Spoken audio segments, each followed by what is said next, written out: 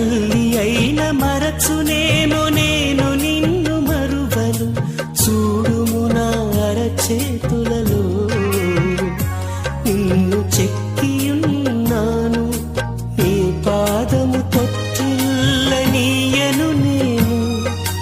నిన్ను కాపాడువాడు కునుకడు నిదురపోడు అని చెప్పి వాగ్దానం చేసిన యేసయ్యా తల్లిలా లాలించును.